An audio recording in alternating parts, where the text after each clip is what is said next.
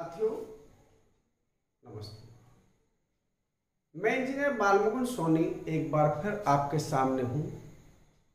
ये जो वीडियो मैं बना रहा हूँ मैं किसी ना तो मनोरंजन के पर्पज से बना रहा हूँ ना मैं किसी स्वार्थ के पर्पज से बना रहा हूँ।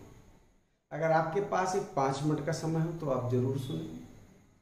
भगवान ने हमें जीवन को अच्छा करने के लिए दिया है, तो मैं चाहता हूँ कि मैं अब बच्चों के बीच में आऊँ और उनके लिए बेहतरीन से बेहतरीन पढ़ाऊं। मेरा कोई स्वार्थ नहीं है, दूर दूर तक स्वार्थ नहीं है, लेकिन मैं हर बच्चे तक नहीं पहुंच सकता। मैं जब साइट पर जाता हूं तो मैं देखता हूं कि दूर दराज के बड़े बड़े लड़के लड़कियां बेचारे कभी कभी लिफ्ट मांगते हैं। पता चला कि कॉलेज से या स्कूल से उनके गांव बहुत दूर दूर हैं।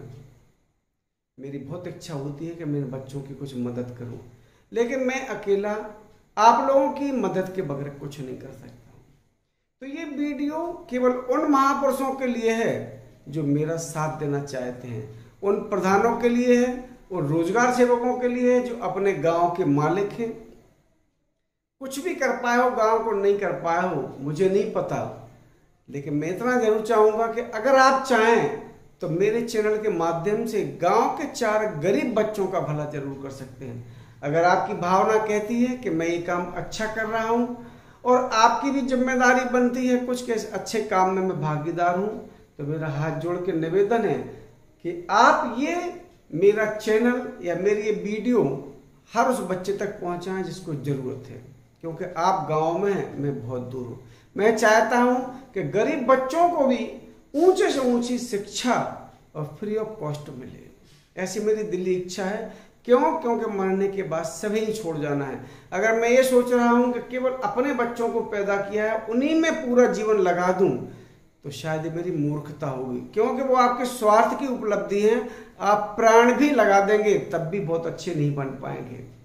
लेकिन अगर आप 4 उन बच्चों तक ये वीडियो पहुंचा देंगे, 4 बच्चों का अगर भला कर लेंगे, उनमें से अगर 2 बच्चे भी निकल जाएंगे तो वो आपको पूरे जीवन दुआएं देते रहेंगे, वही आपकी संपत्ति होगी।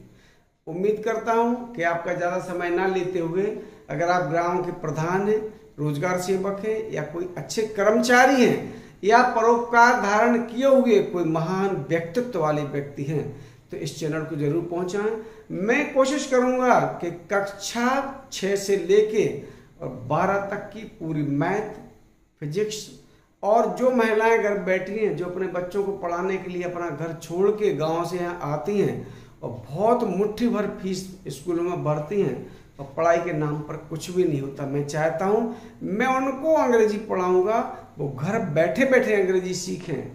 मेरा वायदा है अगर मेरी उम्र रही तो अंग्रेजी आपके मुंह पर होगी। बस इतना है, आप थोड़ा सा ध्यान दें।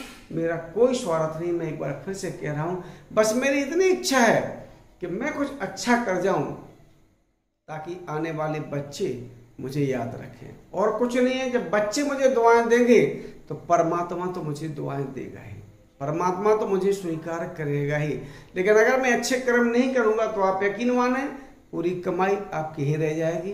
अगर आप परोपकार नहीं करेंगे तो वो अस्पतालों, थानों के लिए, इनके लिए ही होगी।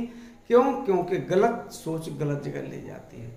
मैं उम्मीद करूंगा मेरी अगर कोई बात खराब लगी हो तो मैं क्षमा प्रार्थी हूँ, और अगर आपको लगता है कि मैं सही कह रहा हूँ, परोपकार जीवन में जरूरी है, क्योंकि मरने के बाद आपको वही मिलेगा जो आपने परोपकार में किया होगा। वो अगर नहीं किया होगा तो आप जाने।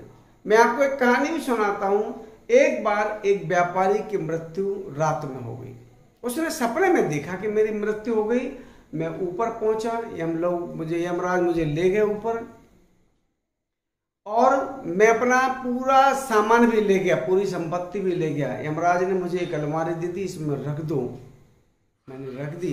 यमराज जी बोले जाओ फ्रेश हुआ, हिसाब किताब होने के पहले इतना काम तो कर ही लो। मैं चला गया। मैं जब लौट के आया तो मुझे भूख लगी थी। मैंने यमराज से कहा कि यार मुझे भूख लगी है, तो बोले जाओ पूरा बाजार पड़ा है। मैं बाजार में गया तो मेरे वो संपत्ति थी वहां चलती नहीं थी, कुछ भी नहीं चलता था। मैं दिन भर भूखा बना रहा। शाम को लौट के आया, यमराज जी से मैंने बोला मुझे भूख लगी है, मुझे किसी ने मेरे पैसे में से कुछ भी नहीं दिया। लोगों ने ये बोला कि अगर आपने कुछ परोपकार किया हो तो बस उसके बदले ही यहाँ आपको कुछ मिलता है। अगर आपने किसी गरीब को खिलाया हो तो यहाँ खाने को मिलेगा, अगर आपने कुछ दान किया हो तो यहाँ दान मिलेगा, आपने अगर कुछ भी परोपकार के काम किए हैं तो आपको वही मिलेगा। लेकिन अगर आप केवल पूरे जीवन अपनी कमाई में ही लगे रहे हैं तो आप केवल वही खाइए, बाकी कुछ नहीं मिलेगा। ऐसी गलती हमें नहीं करना है। जैसे ही वो व्यक्ति लौट के आया, यानी उसकी आंख खुली, तो उसने प्रतिज्ञा की कि मैं अपनी संपत्ति का 10% हिस्सा आज से दान करूंगा, गरीबों के लिए दान करूंगा। तो उस व्यक्ति ने तो दान का सोच लिया, हम क्या दान कर सकते हैं, हम तो गरीब आदमी हैं, तो अपना थोड़ा सा समय तो दे ही सकते हैं।